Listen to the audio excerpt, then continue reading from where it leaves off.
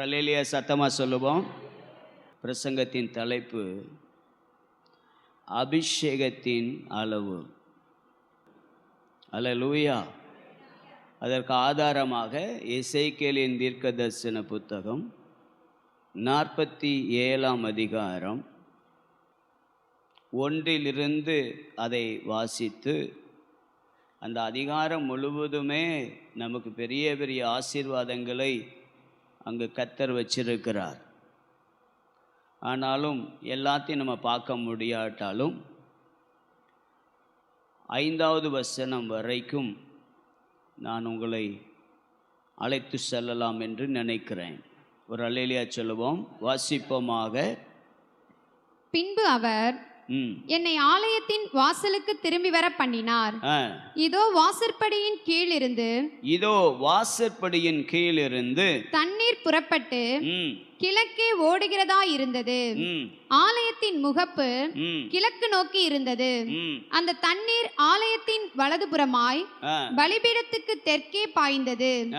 அவர் என்னை வடக்கு வாசல் வழியாய் புறப்பட பண்ணி என்னை வெளியிலே கீழ் திசைக்கு எதிரான புறவாசல் மட்டும் சுற்றி நடத்தி கொண்டு போனார். அங்கே தண்ணீர் வலதுபுறத்திலிருந்து பாய்கிறதா இருந்தது. அந்த புருஷன் தமது கையில் நூலை பிடித்துக் கொண்டு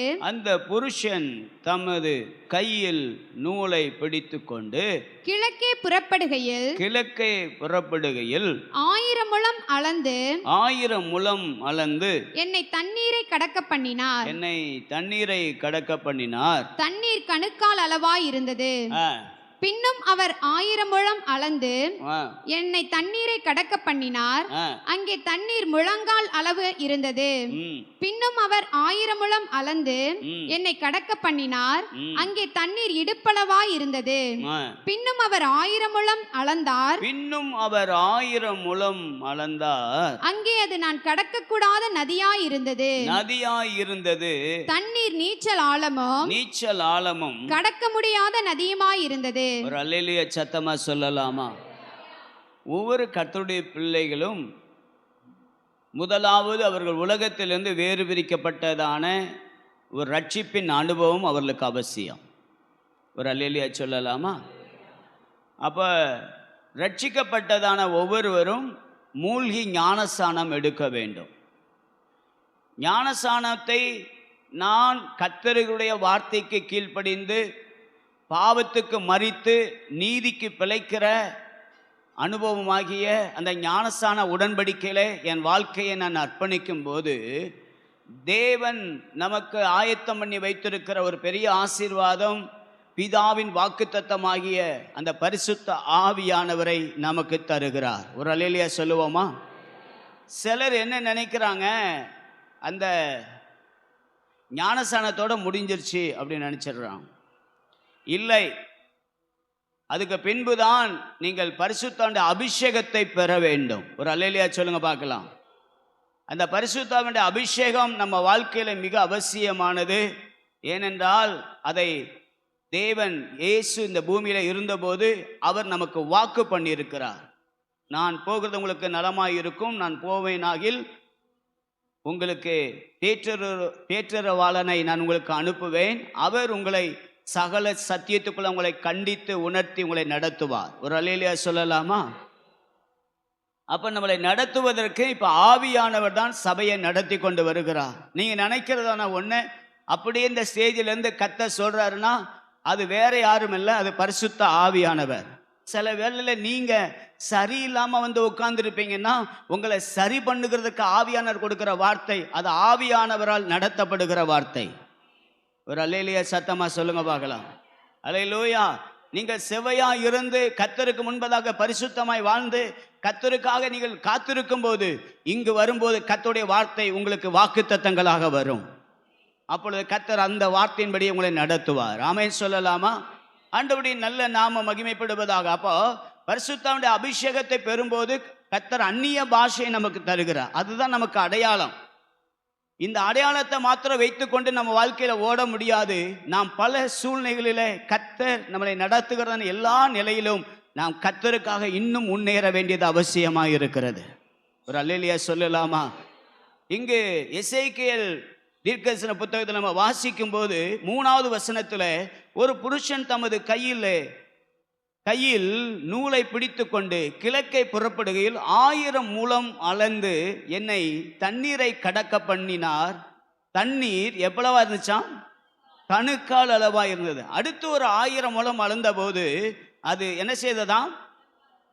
இடுப்பு அளவு, முழங்கால் அளவு என்று சொல்லப்பட்டிருக்கு. அடுத்து என்னதான்? இடுப்பு அளவு என்று சொல்லப்பட்டிருக்கு. அடுத்து என்ன சொல்லுது? நீச்சல் ஆழம். அப்போ ஆண்டவர் அந்த ஆவியானவருடைய ஆளுகை நம்முடைய வாழ்க்கையில வர வர வர மேன்மையான காரியத்தை கர்த்தர் செய்ய வல்லமை உள்ளவராக இருக்கிறார். ஒரு அல்லேலூயா சத்தமா சொல்லுங்க பார்க்கலாம். இன்னைக்கு அதை குறித்து உங்களோடு நான் பேசி நாம் கர்த்தருக்குள்ளாக பலப்படுவது மிக அவசியமான ஒன்று. ஒரு ஆமென் சத்தமா சொல்லுங்க பார்க்கலாம். ஆண்டவருக்கு மகிமை உண்டாவதாக. இந்த உலகத்திலே ஆண்டவராகிய தேவன் ஒரு சிறு கூட்டத்தை தனக்கென்று தெரிந்து கொண்டார். அவங்க தான் இஸ்ரவேல் ஜனங்கள். ஒரு அல்லேலூயா சொல்லுங்க பார்க்கலாம். அல்லேலூயா. அந்த இஸ்ரவேல் ஜனங்களை கர்த்தர் அவர்களை கொஞ்ச ஜனம் என்று தெரிந்து கொண்டார். அந்த கொஞ்ச ஜனம் அது எகிப்துக்கு அடிமையாக போனது. அந்த ஜனத்தை கர்த்தர் மீட்டெடுத்து மோசே மூலமாக கர்த்தர் வெளியே கொண்டு வந்தார். அடுத்து யோசுவா என்கிறதான அந்த தேவ மனிதன் மூலமாக தேசத்தை பங்கிட்டு அவர்களுக்கு சுதந்திரமாக கர்த்தர் கொடுத்தார். அவ்விதமாக அதுக்கு பின்பு நியாயாதிபதிகள் வருகிறார்கள். நியாயாதிபதிகளுக்கு பிறகு நல்லா கவனிங்க, தீர்க்கதரிசிகளை கர்த்தர் ஏற்படுத்துகிறார். ஒரு அல்லேலூயா சொல்லுங்க பார்க்கலாம். அல்லேலூயா. தீர்க்கதரிசிகளை கொண்டு கர்த்தர் தம்முடைய ஜனத்துக்கு தேவையான வார்த்தைகளை கொடுத்து ஜனங்களை வழிநடத்தி கொண்டிருந்தார். நல்லா கவனிக்கும்படி நான் அன்போடு கேட்கிறேன். ஆனால் அந்த தீர்க்கதரிசியுடைய காரியத்தில் ஒரே ஒரு காரியம் முக்கியமாக சொல்லப்பட வேண்டியது என்னவென்றால், வாசிச்சு பாருங்க 1 சாமுவேலின் புத்தகம். என்னோடு கூட நீங்கள் வேதாகமத்தை திருப்ப அன்போடு கேட்கிறேன். இஸ்ரவேல் மக்கள் எங்கெல்லாம் அவர்கள் போகிறார்களோ அங்கெல்லாம் கர்த்தர் கூட இருந்தார். ஆமென் சொல்லுங்க பார்க்கலாம். அவர்கள் சுற்றி திரிந்ததான இடங்கள், இன்னும் சொல்ல போனால் அவர்களை கர்த்தர் எல்லாவற்றிற்கும் மேலாகவே கர்த்தர் தம்முடைய ஜனத்தை உயர்த்தி வைத்தார். ஆனா இவங்க சரியா இல்லை. ஒரு ஆமென் சொல்லுங்க பார்க்கலாம். ஆண்டவருக்கு மகிமை உண்டாவதாக. நீங்க ஒரு வசனத்தை வாசிக்க அன்போடு கேட்கிறேன். 1 சாமுவேல் 8ஆம் அதிகாரம் 5ஆம் வசனத்தை வாசிச்சு பாருங்க. இதோ நீர் முதிர் வயதுள்ளவர் ஆனீர். நீர் முதிர் வயது உள்ளவர் ஆனீர். உம்முடைய குமாரர் உம்முடைய வழிகளில் நடக்கிறதில்லை. ஆகையால் சகல ஜாதிகளுக்குள்ளும் இருக்கிறபடி எங்களை நியாயம் விசாரிக்கிறதற்கு ஒரு ராஜாவை ஏற்படுத்த வேண்டும் என்றார்கள். நல்லா கவனிங்க. அது வரைக்கும் இந்த சாமுவேலை கர்த்தர் பயன்படுத்தி தேசத்துக்கு தேவையான, அந்த மக்களுக்கு தேவையான எல்லா வார்த்தையும் கர்த்தர் கொடுத்தார். ஆமென் சொல்லுங்க பார்க்கலாம். ஆனா சாமுவேல் முதிர் வயதாகையில், சில வேளைகளில் நம்முடைய வாழ்க்கை முதிர் வயதாகிறப்ப நம்முடைய ஆவி என்ன செய்யுது? குறையும். எல்லாரும் நல்லா கவனிக்க. ஆரம்பத்தில் இருந்த அந்த வைராக்கியத்தினுடைய வேகம் சற்றே குறைந்து நம்மளும் சாம்பல் தட்டுற அளவுக்கு வந்துருவோம். எப்பவும் கர்த்தர் நம்மளை அக்கினியாய் இருக்க விரும்புகிறார். ஒரு அல்லேலூயா சொல்லலாமா? அல்லேலூயா. எப்பவும் அக்கினியாக இருக்க தேவன் எதிர்பார்க்கிறார். இங்க சாமுவேலுடைய பிள்ளைகள் சரியா இல்லைன்னு பைபிள் சொல்லுது. அதே நேரத்தில் அவங்க எங்களுக்கு ஒரு ராஜா வேணும்னு எதை வச்சு கேட்கிறாங்க? சகல ஜாதிகளுக்குள்ளும் இருக்கிறபடி எங்களை என்ன செய்ய வேண்டும்? நியாயம் விசாரிக்க வேண்டும். நல்லா கவனிங்க. மற்ற ஜனங்களைப் போல இந்த ஜனங்களும் மாற விரும்புவதை பார்க்கிறோம். தேவ பிள்ளைகளே கவனமாக கவனிங்க. மற்ற ஜனத்திலிருந்து கர்த்தர் உங்களை என்னையும் வேறுபடுத்தி கொண்டு வந்தது அவருக்கு சாட்சியாக வாழ. ஆனா அவர்களை போலவே நாம் இப்பொழுது என்ன செய்ய போகிறோம்? அந்த வசனம் ரொம்ப அழகா சொல்லப்பட்டிருக்கு. சகல ஜாதிகளுக்குள்ளும் இருக்கிறபடி எங்களை நியாயம் விசாரிக்கிறதற்கு ஒரு ராஜா ஏற்படுத்த வேண்டும் என்றார்கள். இன்னைக்கு நீங்க யாருடைய ஆளுகைக்கு கீழே இருக்கிறீங்க? பரிசுத்த ஆவியானுடைய ஆளுகை கீழே இருந்தீங்கன்னா கர்த்தருடைய நாமத்துக்கே மகிமை உண்டாகட்டும். இனி நீங்கள் அதில் வளர வேண்டும். ஆனால் நான் கர்த்தருடைய பிள்ளை தான் அப்படின்னு சொல்லி மனுஷ ஆளுகைக்குள்ளாக நீங்கள் போகும்போது மாம்சிகம் எழும்ப ஆரம்பிக்கும், மாம்சத்தின் கிரியைகள் வெளிப்பட ஆரம்பிக்கும். உங்க மூலமாக தேவனுடைய நாமம் தூஷிக்கப்படும். ஒரு அல்லேலூயா சொல்லுங்க பார்க்கலாம். சாட்சி எடுக்கிறது ரொம்ப கஷ்டம். ஆனா நீங்க சாட்சிய ஒரு செகண்ட்ல அதை காலி பண்ணிடலாம். ஒரு கீழ்ப்படியாமை, ஒரு எதிர்த்து பேசுறது தன்மை ஒரு தடவை செஞ்சிட்டீங்கன்னா அடுத்து உங்களை யோசிக்கிறதுக்கு தான். அவங்க செஞ்சதான காரியம் என்ன? மற்ற ஜனங்களை போல தானும் வாழ வேண்டும் என்று நினைத்தார்கள். தேவ பிள்ளைகளே, உங்களை என்னையும் கர்த்தர் உலகத்திலிருந்து அவருடைய பிள்ளைகளை வாழவே கர்த்தர் அழைத்திருக்கிறார். விரும்புறவங்க மாத்திர ஒரு ஆமென் சத்தமா சொல்லுங்க பார்க்கலாம். ரெண்டாவது, அந்த சாமுவேல் சொல்லும்போது, சாமுவேல்ட்ட ஆண்டவர் சொல்லும்போது ஒரு வார்த்தை சொல்றாரு. 1 சாமுவேல் 8ஆம் அதிகாரம் 7ஆம் வசனத்தை வாசிங்கப்பா. அப்பொழுது கர்த்தர் சாமுவேலை நோக்கி, ஜனங்கள் உன்னிடத்தில் சொல்வதெல்லாவற்றிலும் அவர்கள் சொல்ல கேள். அவர்கள் உன்னை தள்ளவில்லை. அவர்கள் யாரை தள்ளல? சாமுவேல் ஆகிய உன்னை தள்ளல. அவங்க என்ன செஞ்சிட்டாங்க? நான் அவர்களை ஆளாதபடிக்கு என்னைத்தான் தள்ளினார்கள். ஆண்டவர் எங்கிருந்து இப்ப கொண்டு வரார் பாருங்க. 8வது வசனத்தை வாசிச்சு பாருங்க. நான் அவர்களை எகிப்திலிருந்து புறப்பட பண்ணின நாள் முதல் இந்நாள் மட்டும் அவர்கள் என்னை விட்டு வேறே தேவர்களை சேவித்து வந்த தங்கள் எல்லா செய்கைகளின் படியையும் செய்தது போல அவர்கள் உனக்கும் செய்கிறார்கள். ஒரு அல்லேலூயா சொல்லுங்க பாப்போம். தேவனுடைய ஆளுகையை நிராகரித்து மனித ஆளுகையை எதிர்பார்க்கிறார்கள். கவனிங்க, இந்த வார்த்தை உங்க வாழ்க்கையில ஒரு நாளும் மறந்துடக்கூடாது. ஆண்டவர் சொல்றாரு, அவங்க ஒன்ன தள்ளல. யாரை தள்ளிட்டாங்க? என்ன தள்ளிட்டாங்க. அப்படி இன்னைக்கு ஒரு 3 பேத்தை உங்களுக்கு முன்பதாக நிறுத்தி அந்த தேவ ஆவியில நம்ம பலப்படணும். ஆமென் சொல்லுங்க பார்க்கலாம். உங்க அபிஷேகத்தின் அளவை என்ன செய்யணும்? பெருக்கிக் கொள்ள வேண்டும். ஒரு ஆமென் சத்தமா சொல்லுங்க பார்க்கலாம். ஒரு மனுஷன் 1ஆம் கிளாஸ்லயே படிக்கிறான். 20 வயசுல 1ஆம் கிளாஸ்ல படிக்க போனா எப்படி இருக்கும்? உங்க பையன் என்ன படிக்கிறாரு? 1ஆம் கிளாஸ் படிக்கிறார். ஏங்க இவ்வளவு நல்ல நெடுன்னு வளர்ந்துருக்கிறான், வயசு 20 ஆச்சு, 1ஆம் கிளாஸ் போய் படிக்க போறான்னு சொல்றீங்க அப்படின்னு எல்லாரும் கேட்பாங்களா? கேட்க மாட்டாங்களா? கேட்பாங்களா? அல்லேலூயா சொல்லுங்க பார்க்கலாம். இன்னைக்கு நிறைய பேருடைய ஆவிக்குரிய ஜீவியம் வருஷத்தை பார்த்தா நீங்கள் போதகர்களாக மாற வேண்டியவர்கள்.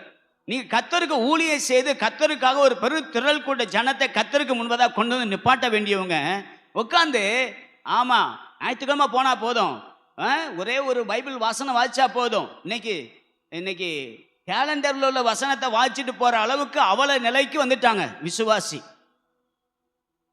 ஒரு அல்லேலூயா சத்தமா சொல்லுங்க பார்க்கலாம். நல்லா கவனிங்க. இன்னைக்கு இந்த 3 நபர்களை உங்களுக்கு முன்பதாக நிறுத்தி காண்பித்து நீங்கள் ஆவியில வளர வேண்டும். ஆமென் சொல்லுங்க பார்க்கலாம். உங்களுடைய ஆவியின் அளவு என்ன என்பதை புரிந்து கொண்டு இந்த ஜெபத்துக்கு பிறகு, இந்த ஆராதனைக்கு பிறகு நீங்க ஒவ்வொருவரும் நல்ல ஜெபிக்கிறவர்களாய் மாறணும். நல்ல சத்தமா ஒரு அல்லேலூயா சொல்லுங்க பார்க்கலாம். முதலாவது ஒரு மனிதனை உங்களுக்கு முன்பதாக நான் காண்பிக்க வேண்டும். பரிசுத்த ஆவியானவர் உதவி செய்வாராக. வாசிங்க.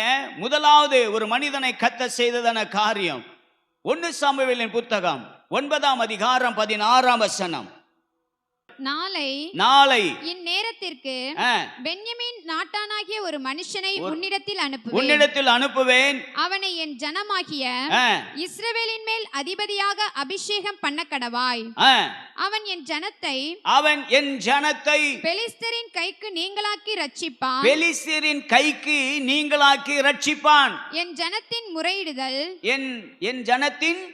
முறையிடுதல் என்னிடத்தில் வந்து எட்டினபடியினால் நான் அவர்களை கடாட்சித்தேன் என்று வெளிப்படுத்தி இருந்தார். நாளை இந்நேரத்தில் பெஞ்சமின் நாட்டானாகிய ஒரு மனுஷன் உன்னிடத்தில் அனுப்புவேன். கையை வைத்து ஒரு அல்லேலூயா சத்தமா சொல்லுங்க பார்க்கலாம்.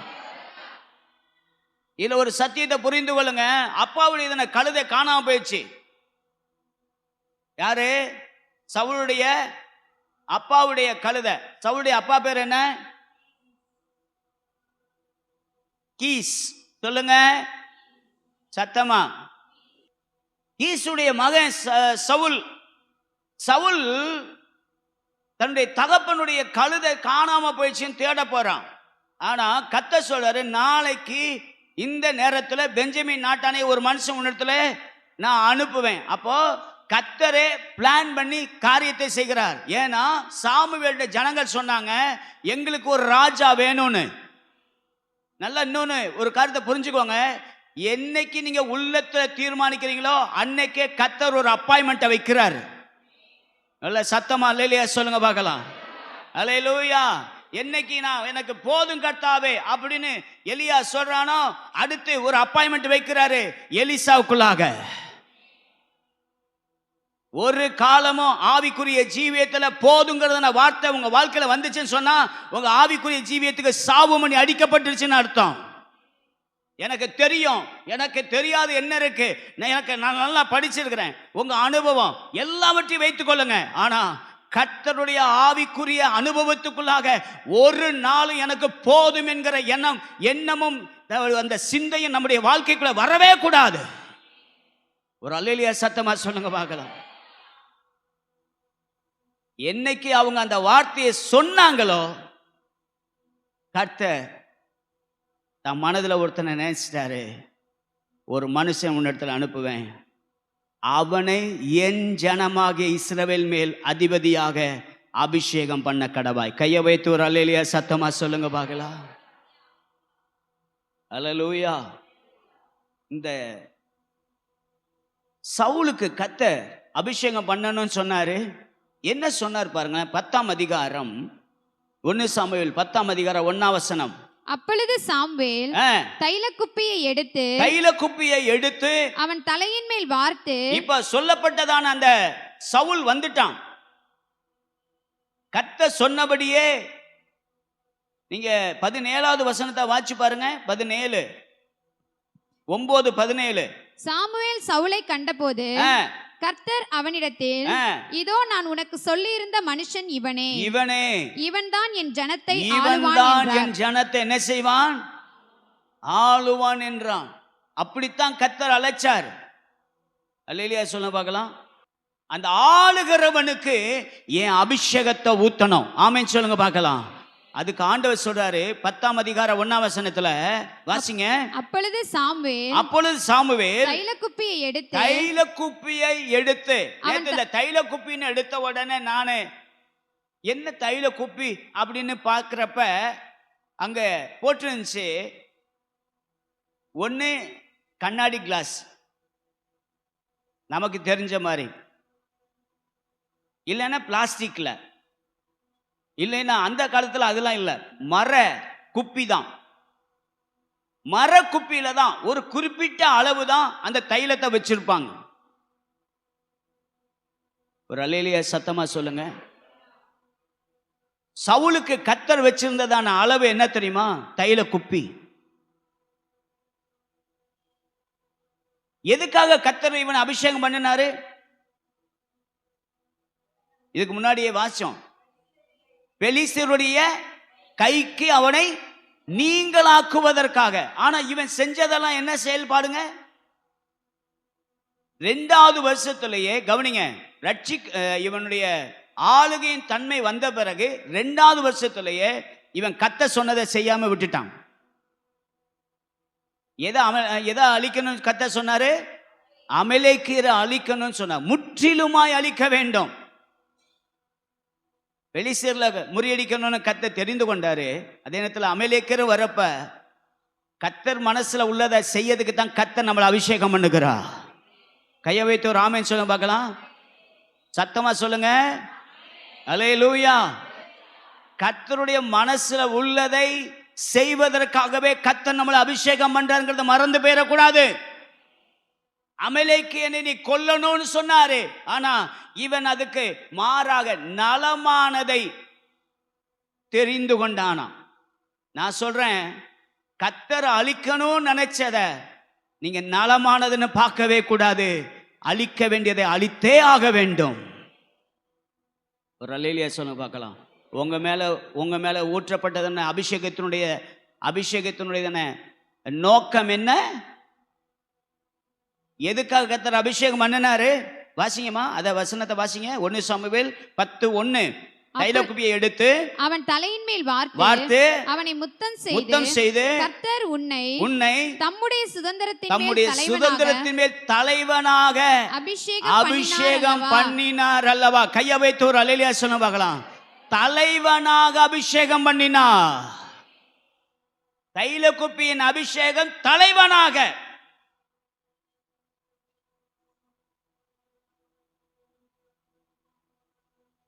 ஆமென் ஆமென். நீங்க கத்த சொன்னதை செஞ்சிட்டீங்களா? தைலக்குப்பியின் அபிஷேகம் உங்க வாழ்க்கையில இருந்தா, கத்தர் என்ன செய்ய நினைப்பதற்காக உங்களை அபிஷேகம் பண்ணினாரோ அந்த நோக்கம் உங்க வாழ்க்கையில நிறைவேறணும். ஆமென். இல்லைன்னா அவன் எப்படி இறந்தான் அப்படிங்கிறத நம்ம கொஞ்சம் பார்க்க வேண்டியது அவசியமா இருக்கு. ஒரு அல்லேலூயா சொல்ல பார்க்கலாம். அல்லேலூயா. வாசிங்க பார்க்கலாம். 2 சாமுவேலின் புத்தகம் 1ஆம் அதிகாரமாமா, வேகமா வாசிங்க. 1ஆம் அதிகாரம்.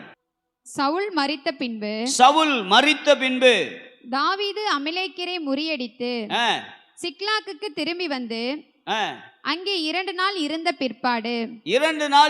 பிற்பாடு இப்ப கவனிங்கம்மா, சவுல்கிட்ட தான் அந்த பொறுப்பை கொடுத்தாரு. இப்ப யாரு அதை முறியடிச்சிட்டா? தாவீது முறியடிச்சிட்டான். 2 நாள் பிற்பாடு 10வது வசனத்தை அப்படியே வாசி பாருங்க. அப்பொழுது நான் அவர் விழுந்த பின்பு பிழைக்க மாட்டார் என்று நிச்சயித்து அவர் அண்டையில் போய் நின்று அவரை கொன்று போட்டேன். பிற்பாடு அவர் தலையின் மேல் இருந்த முடியையும் அவர் புயத்தில் இருந்த அஸ்தகடகத்தையும் எடுத்துக்கொண்டு அவைகளை இங்கே என் ஆண்டவனிடத்திற்கு கொண்டு வந்தேன் என்றான். அப்பொழுது தாவீதும் அவனோடு இருந்த சகல மனுஷரும் தங்கள் வஸ்திரங்களை கிழித்துக் கொண்டார்கள். 16வது வசனம் அப்படியே வாசிங்கப்பா. தாவீது அவனை பார்த்து உன் இரத்த பலி உன் தலையின் மேல் இருப்பதாக கர்த்தர் அபிஷேகம் பண்ணினவரை நான் கொன்று போட்டேன். யார் கொன்று போட்டா? அமலேக்கியன்.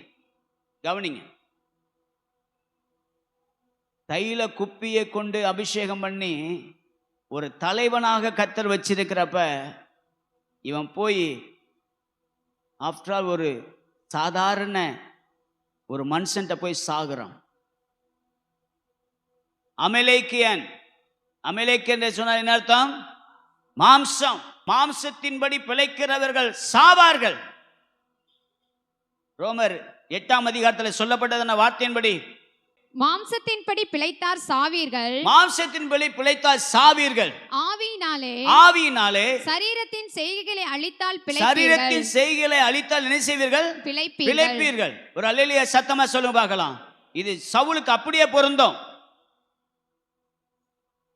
கையில குப்பியினால் அபிஷேகம் பண்ண. நல்லா கவனிங்க, எங்கேயோ ஓடிக்கிருந்த நம்மளை ஒருவேளை இந்த இயேசுவை ஏற்றுக்கொள்ளாம இருந்தா எப்போவோ நமக்கு ஒரு முடிவு வந்திருக்கலாம். ஆனா அந்த முடிவு நரகத்துக்கு நம்மளை கொண்டு போய் நிப்பாட்டி இருக்கோம். ஆனா உங்களை என்னையும் தம்முடைய அபிஷேக குப்பினாலே நம்ம அபிஷேகம் பண்ணி நம்மை தலைவனாக ஏற்படுத்தி வைத்திருக்கிறார். அவருடைய நோக்கம் நிறைவேற வேண்டியது அவசியம். கையை வைத்து ஒரு ஆமென் சொல்லுங்க பார்க்கலாம். சரி, இவர் தான் அப்படி போயிட்டாரு. அடுத்து வாசிங்க பார்க்கலாம். அடுத்து ஒரு வசனத்தை வாசிங்க. கர்த்தருடைய ஆவியானவர் உதவி செய்வாராக. 1 சாமுவேல் 16ஆம் அதிகாரம் 1ஆம் வசனம். கர்த்தர் சாமுவேலை நோக்கி இஸ்ரவேலின் மேல் ராஜாவா இராதபடிக்கு நான் புறக்கணித்து தள்ளின சவுலுக்காக நீ எந்த மட்டும் துக்கித்துக் கொண்டிருப்பாய். நீ உன் கொம்பை கைய வைத்து ஒரு ஆமென் சத்தமா சொல்லுங்க பார்க்கலாம். சவுலுக்கு என்னது? தைல குப்பி அவனை தலைவனாக ஏற்படுத்தினார். அடுத்த வசனத்தை அப்படியே வாசிங்க. நீ உன் கொம்பை தைலத்தால் நிரப்பிக் கொண்டு வா. பெத்லெகேமியனாகிய ஈசாயினிடத்திற்கு உன்னை அனுப்புவேன். அவன் குமாரரில் ஒருவனை நான் ராஜாவாக தெரிந்து கொண்டேன் என்றார். ஐயா வைத்து ஒரு அல்லேலூயா சொல்லுங்க. எதனால இப்ப தாவீதுக்கு அபிஷேகம்? தைல இது ஒரு மிருகத்தினுடையதான கொம்பாதான் இருக்கணும். ஆட்டினுடைய கொம்போ மாட்டினுடைய கொம்போ ஏதோ ஒரு மிருகத்தினுடைய கொம்புகளில் தான் இந்த தைலத்தை ஊற்றி வைப்பாங்களாம். ஒரு அல்லேலூயா சொல்ல பார்க்கலாம்.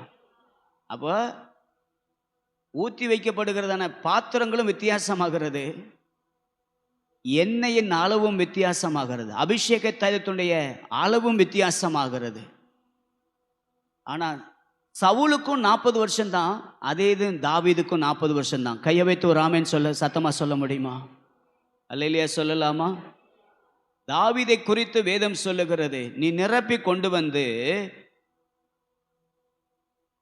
அவன் குமாரரில் ஒருவனை நான் யாரா தெரிந்து கொண்டாரா? அங்க சவுலை யாரா தெரிஞ்சுக்கிட்டாரு? தலைவனாக. தலைவனுக்கும் ராஜாவுக்கும் வித்தியாசம் தேவை. கையை வைத்து ஒரு அல்லேலூயா சொல்ல பார்க்கலாம். இன்னைக்கு கர்த்தர் உங்க மேல வச்சிருக்கிறதான காரியம் என்ன தெரியுமா? ராஜரீக அபிஷேகம். நீங்க வெளிப்படுத்த அது உங்களுக்கு நம்ப கஷ்டமா இருந்தா பைபிள் இருக்கு. வெளிப்படுத்தின விசேஷம் 1ஆம் அதிகாரம் 6ஆம் வசனத்தை அப்படி வாசிச்சு பாருங்க. நம்மிடத்தில் அன்பு கூர்ந்து தமது இரத்தத்தினாலே நம்முடைய பாவங்களற நம்மை கழுவி தம்முடைய பிதாவாகிய தேவனுக்கு முன்பாக நம்மை ராஜாக்களோ. கையை வைத்து நல்ல சத்தம் ஒரு அல்லேலூயா சொல்லுங்க பார்க்கலாம். ராஜாக்களாக நம்மை அபிஷேகம் பண்ணி இருக்கிறார். ஆமென். என் அன்புக்குரிய கர்த்தருடைய பிள்ளைகளே, தாவீதுக்கு கர்த்தர் கொடுத்ததான அந்த ராஜரீக அபிஷேகத்தை கர்த்தர் இன்னைக்கு அவருடைய சொந்த பிள்ளைகளாகிய உங்களுக்கு எனக்கும் அவர் அந்த அபிஷேகத்தை கொடுத்து நம்மை நடத்த வல்லமை உள்ளவராக இருக்கிறார். தாவீது சென்ற இடமெல்லாம் கர்த்தர் அவனை அபிஷேகம் பண்ணினார். ஒரு அல்லேலூயா சொல்ல பார்க்கலாம். அபிஷேகம் பண்ணப்பட்ட பிறகு தான் ராஜாவாக ஆகணும்னு சொல்லி துடிக்கவே இல்லை. 1 சாமுவேலின் புத்தகத்துல 1ஆம் அதிகாரம் 15ஆம் அதிகாரம் வரைக்கும் அவனை கர்த்தர் அபிஷேகம் பண்ண மற்ற காரியங்கள் எல்லாம் நம்ம பார்க்கலாம். ஆனா ஒரு நாள் கூட நான் அந்த தலைமைத்துவத்துக்கு வரணும்னு துடிக்கவே இல்லை. கையை வைத்து ஒரு ஆமென் சத்தமா சொல்லுங்க பார்க்கலாம்.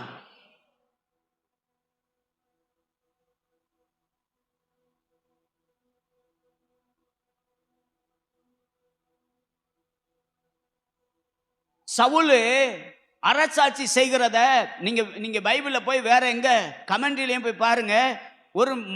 ஒரு மலையை மாத்திரம்னா குறிக்கிறதாம் அவனுடைய ராஜ்யபாரத்தை.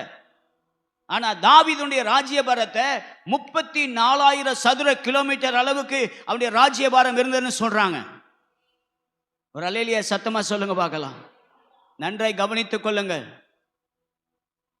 ஆண்டவர் உங்க மேல அபிஷேகத்தின் அளவை பெருக்க விரும்புகிறார். ஆமென் சொல்லுங்க பார்க்கலாம். அல்லேலூயா. தைல குப்பியின் அபிஷேகம், இப்பொழுது தைல கொம்பின் அபிஷேகம். ஒரு ஆமென் சத்தமா சொல்லுங்க பார்க்கலாம். ஆனா இந்த தாவீது கர்த்தருக்கு பிரியமாக நடந்தான். கர்த்தருடைய சமூகத்துல தனக்கு பிரச்சனை வந்த போதெல்லாம் கர்த்தரை நோக்கி பார்த்தான். தான் தவறும் போதெல்லாம் கர்த்தர்ட்ட தன்னுடைய வாழ்க்கையை சரி பண்ணி கொண்டான். அப்படி சரி பண்ணி கொண்ட தாவீதுக்காக கர்த்தர் ஒரு கொம்பை எழும்ப பண்ணினார். அப்படி வந்ததான் யாரு? ஒரு கொம்பு. அப்படி கொம்பு தான் யாரு? அந்த சந்தையிலிருந்து தான் சாலமோன் வந்தான். ஆமென் சொல்லுங்க பார்க்கலாம். சாலமோன்ல இருந்து ஆண்டவர் ராஜ்யபாரத்தை 2ஆ பிரிக்கிறார். ரெண்டா பிரிச்சு அதுல யூதா கோத்திரத்திலிருந்து ஆண்டவராகிய இயேசு கிறிஸ்துவை கர்த்தர் உயிரோடு வெளியே கொண்டு வருகிறார். ஒரு அல்லேலூயா சத்தமா சொல்லுங்க பார்க்கலாம். இன்னைக்கு ஆண்டவர் தாவீது மேல ஊற்றப்பட்ட அந்த ராஜரீக அபிஷேகத்தை நம்ம மேலே ஊற்றி இருக்கிறார். உங்க அபிஷேகத்தின் அளவு ஒரு நாளும் குறையக்கூடாது, வளர்ந்து போய்கிட்டே இருக்கணும். 1000 முழம் அளந்த போது அவர்கள் கணுக்கால் அளவு, 1000 முழம் அளந்த போது முழங்கால் அளவு, 1000 முழம் அளந்த போது இடுப்பளவு, 1000 முழம் அளந்த போது கடக்க கூடாத நீச்சலாலம்.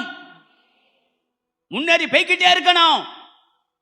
5 நிமிஷம் ஜபத்தையோடு நிப்பாட்டிட்டு ஓடிடாதீங்க. 5 நிமிஷம் அரை மணி நேரமா மாறணும், அரை மணி நேரம் 1 மணி நேரமா மாறணும். உங்க ஜெப வாழ்க்கை கூடுதுன்னு சொன்னா நீங்க ஆவிக்குரிய ஜீவிதத்துல வளர்ந்துகிட்டு இருக்கீங்கன்னு அர்த்தம். இல்ல நான் அரை மணி நேரம் ஜோம் பண்ணிருந்தேன் பாஸ்டர், இப்ப 5 நிமிஷம் தான் ஜோம் பண்ணேன்னா நீங்க பின்வாங்கி போயிட்டீங்கன்னு அர்த்தம்.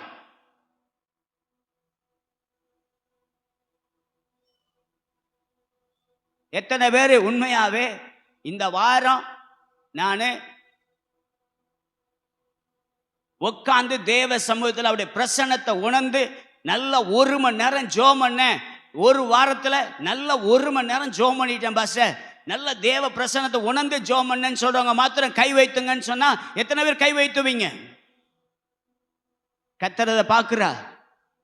கையை வைத்து கூட ஒரு பொய் சொல்லிடாதீங்க. அதே நேரத்தில் இப்படியே சொல்றதுனால நீங்க ஜெபம் பண்ணாம போயிடாதீங்க. இன்னைக்கு நிறைய தடவை அப்படியே தடவி கொடுத்தா சபை எப்படி ஆச்சு தெரியுமா? ஐயோ ஒரு வார்த்தை சொன்ன உடனே கோச்சுக்கிறாங்க. இல்லைங்க, நீங்க ஆவியில வளர்ற ஆளா இருந்தா நீதிமான் குட்டுவது உங்க தலைக்கு எப்படி இருக்கணும்? அல்லேலூயா சொல்லுங்க பார்க்கலாம். ஐயோ என் பிள்ளைய சொல்லிட்டாங்க ஃபர்ஸ்ட் அவங்க, ஐயோ அப்படி, ஐயோ இப்படி இல்ல. என் பிள்ளைய பத்தி பாஸ்டர் பேசுறதுக்கு அந்த தேவ மனுஷன் வாயில கர்த்தர் வச்சிருக்கிறத தோத்திரம் பண்ணணும்.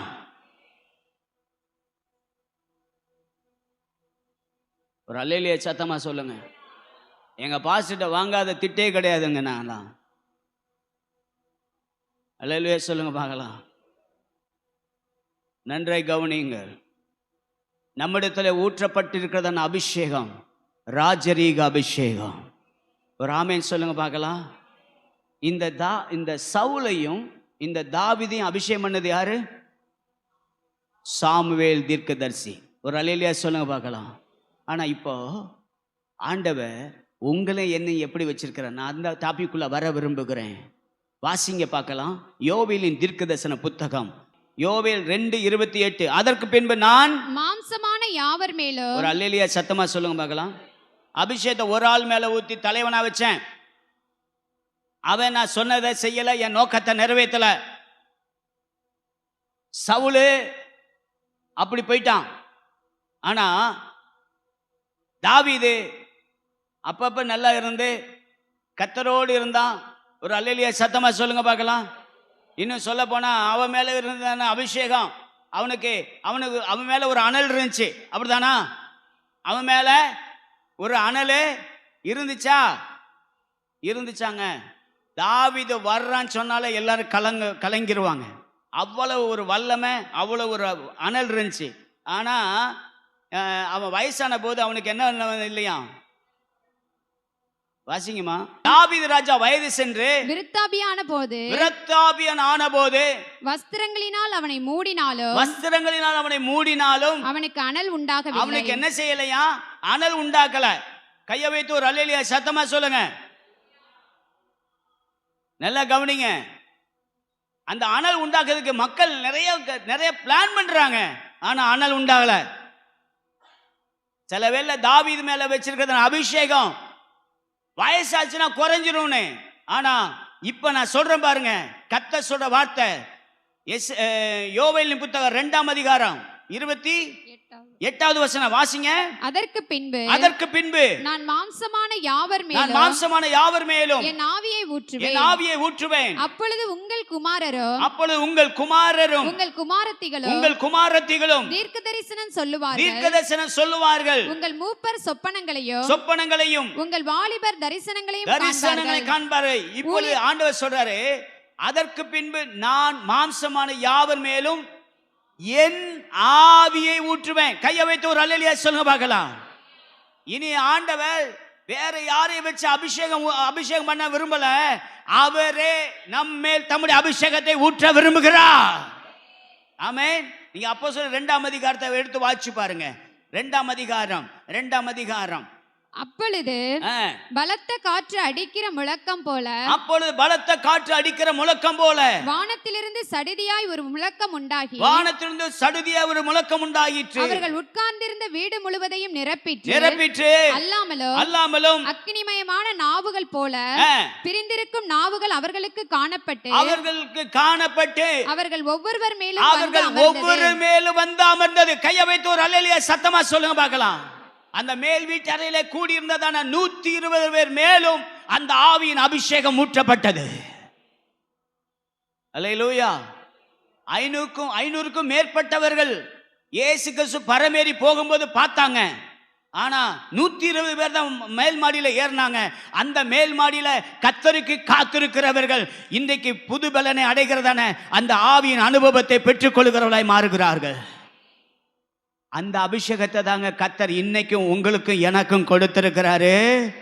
நல்ல சத்தம் ஒரு அல்லேலூயா சொல்லுங்க பார்க்கலாம். அந்த பெந்தேகோஸ்தே என்னும் நாளில் ஊற்றப்பட்ட அந்த அபிஷேகம் இப்பொழுது கர்த்தர் சொல்றாரு, ஏன் ஆவியை உங்கள் மேல் வைக்கிறேன். ஆமென். அல்லேலூயா சொல்லுங்க பார்க்கலாம். இந்த ஆவியை பெற்றதான பேதுருவை இந்த இடத்துல எடுத்து நான் உங்களுக்கு முன்பதாக காட்ட விரும்புகிறேன். இந்த பேதுருவும் ஒரு மறுதலித்த பேதுரு தான் சொல்லலாம். இந்த பேதுரு ஒரு பயந்தாங்குழி தான் சொல்லலாம். இந்த பேதுரு இனிமே எனக்கு இயேசுவுக்கு எனக்கு சம்பந்தம் இல்லைன்னு சத்தியம் பண்ணினதான பேதுரு தான். ஆனால் இந்த பேதுரு மேலே பரிசுத்தாவின் அபிஷேகம் ஊற்றப்பட்ட போது அவன் சொல்லுகிறான், ஜீவாதிபதியை கொலை செய்தீர்கள், அதற்கு நாங்கள் சாட்சிகள் என்று அப்போஸ்தலர் 3ஆம் அதிகாரம் 15ஆம் வசனத்தில் அவர் சொல்லி முடிக்கிறார். ஆமென் சொல்லலாமா? எங்கிருந்து அந்த தைரியம் வந்தது? எங்கிருந்து இந்த வல்லமை வந்தது? அவர்கள் மேல் மீட்டிலே தேவ சமூகத்தில் கர்த்தரை நோக்கி பார்த்தபோது, என் ஆவியை உங்கள் மேல் வைக்கிறேன்னு சொன்னாரே, அந்த ஆவி ஊற்றப்பட்ட போது கர்த்தர் அவளை பலப்படுத்த ஆரம்பித்தார். இன்னைக்கு காலையில கர்த்தர் உங்களை பார்த்து சொல்ற வார்த்தை, இந்த அபிஷேகத்தை உன் மேல நான் பெருக்க விரும்புகிறேன். ஒரு அல்லேலூயா சத்தமா சொல்லுங்க பார்க்கலாம். அல்லேலூயா. பேதுரு மூலமாக கர்த்தர் செய்ததான அற்புத அடையாளங்களை நாம் அப்போஸ்தலர் நடபடிகளை வாசிக்க முடிகிறது. ஆமென். 2ஆம் அதிகாரத்தில் அபிஷேகத்தை பெறுகிறான். ஆமென். 2ஆம் அதிகாரத்தில் ஒரு பிரசங்கம் பண்ணுகிறான். ஆமென். 2ஆம் அதிகாரத்தினுடைய பிரசங்கத்தின் முடிவிலே அவர்களுக்கு 3000 பேர் ரட்சிக்கப்படுகிறார்கள். ஒரு அல்லேலூயா சத்தமா சொல்லுங்க பார்க்கலாம். 3ஆம் அதிகாரம் வரும் பொழுது, பிறவி சப்பானியா இருந்தவனை, ஆலயத்தின் வாசல்களிலே உட்கார்ந்திருந்தவனை ஆலயத்துக்கு உள்ளாக கொண்டு வர வைக்கிறதான ஒரு அற்புதம் அவனுக்கு காத்து கொண்டிருந்தது. இது யாரை கொண்டு கர்த்தர் செய்த தெரியுமா? என் ஆவியை உங்கள் மேல் வைக்கிறேன்னு சொன்னவங்க. அந்த ஆவியை பெற்றதான பேதுரு அவன் சொல்றாரு, என்னிடத்தில் வெள்ளியும் பொன்னும் என்னிடத்தில் இல்லை, உள்ளதை தருகிறேன். இன்னைக்கு சபையில எல்லாம் இருக்கு, ஆனா இயேசு இல்ல, அபிஷேகம் இல்ல.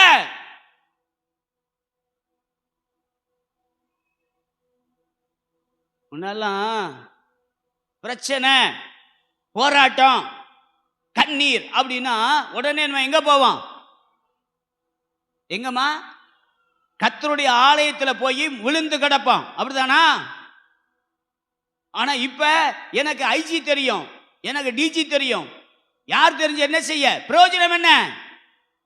அவங்கள மனுஷங்க தான்.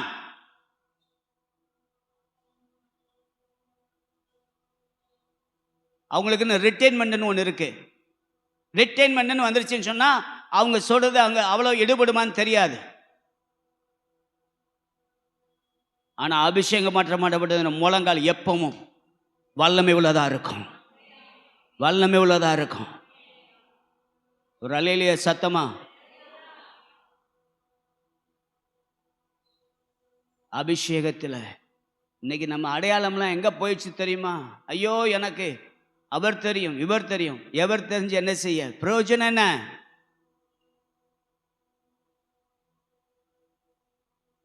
எத்தனை பேர் இன்னைக்கு காலையில் ஆண்டவருடைய சமூகத்தில் சொல்ல முடியும், பாஸ்டர் அந்த ஆவியின் அபிஷேகத்தை பெற்றுக்கொண்ட நான் இனி ஒரு நாள் கூட நான் சும்மா இருக்க மாட்டேன், கர்த்தருக்காக ஏதாவது ஒரு ஊழியத்தை செய்வேன், கர்த்தருக்காக ஏதாவது ஒன்றை செய்யாம நான் விட மாட்டேன், ஜெபம் பண்ணாம விட மாட்டேன், வேதம் வாசிக்காம விட மாட்டேன், கர்த்தருடைய ஆலயத்துல கர்த்தருடைய சமூகத்தில் நான் என்னை உட்கார வைப்பேன்.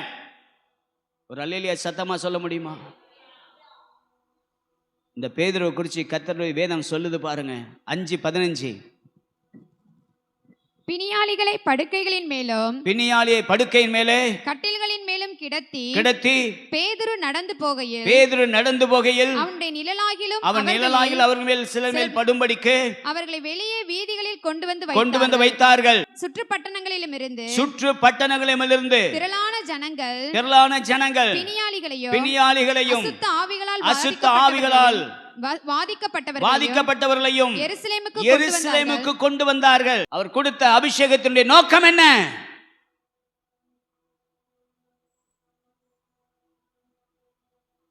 ஒரே ஒரு காரியத்தை சொல்லி முடித்து ஜெபம் பண்ண விரும்புகிறேன். நோக்கம் இல்லாமல் உங்களை ரட்சிக்கவில்லை, நோக்கம் இல்லாமல் நீங்கள் ஞானஸ்நானம் பெறவில்லை, நோக்கம் இல்லாமல் நீங்கள் அபிஷேகம் பண்ணப்படவில்லை. உங்கள் அபிஷேகத்தின் அளவு என்ன? அவர் மங்கி எரிகிற திரியை அணைக்காமலும் நெறிந்த நாணலை முறியாதவருமாயிருக்கிறார். அவர் மங்கி எரியுதா, அதை கொழுந்து விட்டு எரிய வைக்கிறவர்.